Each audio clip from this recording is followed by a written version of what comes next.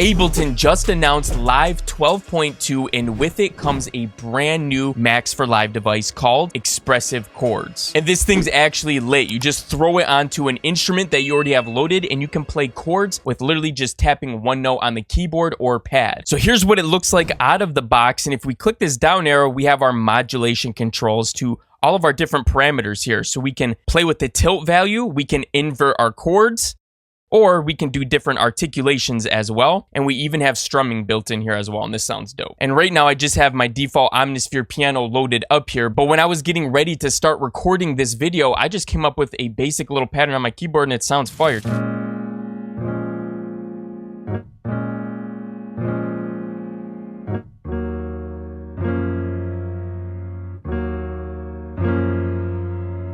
All we're missing is some drums. We got like a lo-fi or a boom bap banger here.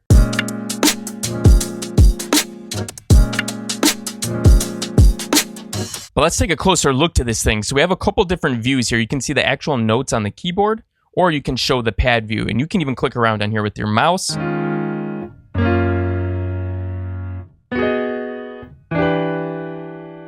Or you can do it right from your keyboard. You can hear the strums up a lot, and it sounds fantastic. So if we turn that down. But let's go ahead and turn this up more, all the way.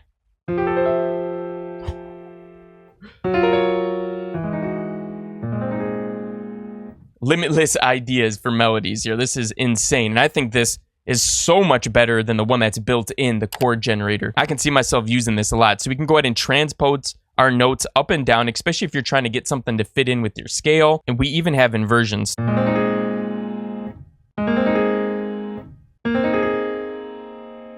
And articulations.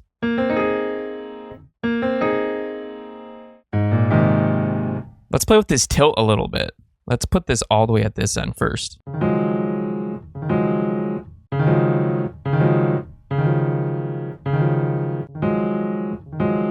I'm pretty sure tilt is how fast all of the notes get played. Not 100% sure, because if we hover over here, Ableton's saying, J Sui! You also have the ability to reverse your articulations there. And we can go into our whole board here and get absolutely insane with it. You can get right into this articulation editor. If we click preview here, it'll give us a little preview of what's going on. We could even go ahead and customize this a little bit further. You can save it if you want. When you're done, go back over to modulations here, and we can put a percentage on each one of these, whether we want to. I'm assuming this is mod wheel. We have slide, note PB, and velocity. Okay, this says you can import chords from clips here. So I wonder if I go ahead and drag out a clip like this, and then if we're highlighting it and we press import, oh yeah, there you go. It fills it up. So that's pretty cool. In fact, let's go ahead and put the inversions back up.